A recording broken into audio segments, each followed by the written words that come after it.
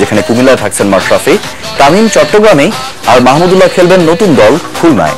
সাকিব আল হাসান ঢাকাতে, রাজশাহীর হয়ে সাব্বির রহমান ও সৌম্য সরকারের দল রংপুর।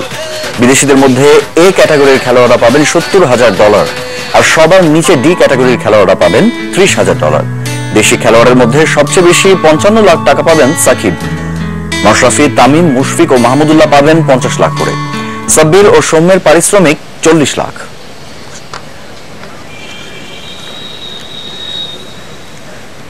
ক্রিকেটের নিরাপত্তা এখন বাংলাদেশের সবচেয়ে বড় ইস্যু। বিপিএল এর চতুর্থ আসর শুরু হবে আর মাস খানেক পরে। এরই মধ্যে দল ও আইকন ক্রিকেটার নির্বাচন হয়ে গেছে।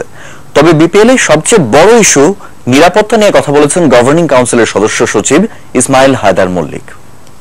অলরেডি আমাদের কাছে যে লিস্ট আমরা এখন পর্যন্ত পেয়েছি, তাদের সাকিব ঢাকাতে, মুশফিকুর রহিম বরিশালে, তামিম ইকবাল চিটাগাঙে, মাহমুদুল্লাহ খুলনায়, মাশরাফি বিন মুর্তজা কুমিল্লা, সাব্বির রহমান রাজশাহী এবং সৌম্য সরকার রংপুরে। সিকিউরিটির দায়িত্ব তো অবভিয়াসলি আমার বোর্ডে নিতে হবে, বাট বোথ ওয়ে, মানে ফ্র্যাঞ্চাইজিটাদেরও একটা নিজস্ব সিকিউরিটি সিস্টেম থাকবে আর আমাদেরও একটা থাকবে। সো আমরা এই ফরেন প্লেয়ার, তারপর প্রত্যেকটা যখন টিম ফরমেশন হয়ে যাবে, প্রত্যেকটা ফ্র্যাঞ্চাইজির সাথে বসবো, তাদেরকে আমরা কিছু গাইডলাইন দিব। যে গাইডলাইনটা আসলে আমরা ল এনফোর্সিং এজেন্সির থেকে পাবো, সেই গাইডলাইনটা তাদেরকে স্ট্রিক্টলি ফলো করতে হবে। বৃষ্টির কল্যাণে জাতীয় ক্রিকেট লিগের টায়ার 2 এর সবকটি ম্যাচ ড্র হয়েছে। বগুড়ায় শেষ পর্যন্ত মাঠেই গড়ায়নি খেলা। সিলেট আন্তর্জাতিক ক্রিকেট স্টেডিয়ামে তৃতীয় দিনের পঞ্চম উইকেটে 151 রান নিয়ে মাঠে নামে চট্টগ্রাম। তবে দিনের শুরুতেই সাজ্জাদুল ও শফিউদ্দিন আউট হলে খুব বড় স্কোর দাঁড়া করাতে পারেনি তারা। শেষ পর্যন্ত 251 রানে থামে তাদের ইনিংস। জবাবে মাহমুদুল হাসানের অপরাজিত 85 রানে স্কোরবোর্ডে 5 উইকেটে 224 রান তোলে রংপুর বিভাগ। এছাড়া আরিফুল হকের ব্যাট থেকে আসে 63 রান। এদিকে আগের দিনের 2 উইকেটে 47 রান নিয়ে মাঠে নামা সিলেট প্রথম ইনিংসে অল আউট হয় 175 রানে। অলক কাপালি 34 ও রুমন আহমেদ করেন 44 রান। 3টি করে উইকেট নেন ফরহাদ রেজা ও মুক্তার আলী।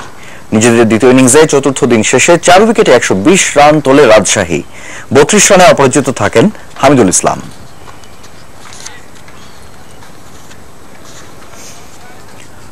দেশের বাইরের ক্রিকেট, 3 ম্যাচের টি-20 সিরিজে ওয়েস্ট ইন্ডিজকে হোয়াইট ওয়াশ করেছে পাকিস্তান। সিরিজের শেষ ম্যাচে ক্যারিবীয়দের 8 উইকেটে হারিয়েছে পাকিস্তান। দুবাইয়ে টসে হেরে ব্যাট করতে নেমে দলীয় 12 রানে জনসন ও ওয়ালটনের উইকেট হারায় ওয়েস্ট ইন্ডিজ। ব্যক্তিগত 17 রানে ফ্লেশার ফেরার পর দ্রুতই আউট হন ব্রাভো। তবে স্যামুয়েলস অপরাজিত 42 রানে মাত্র 103 রান সংগ্রহ করে ক্যারিবীয়রা। 21 রান দিয়ে 3 উইকেট নেন ইমাদ। ছোট রান তাড়া করতে নেমে উদ্বোধনী জুটিতে 36 রান তুলে আউট হন সার্জিল খান। দলীয় 40 রানে ফেরেন খালিদ, করেন 21 রান। শোয়েব মালিকের অপরাজিত 43 রানে 8 উইকেটে জয় পায় পাকিস্তান। ম্যাচ ও সিরিজ সেরা হয়েছেন ইমাদ ওয়াসিম।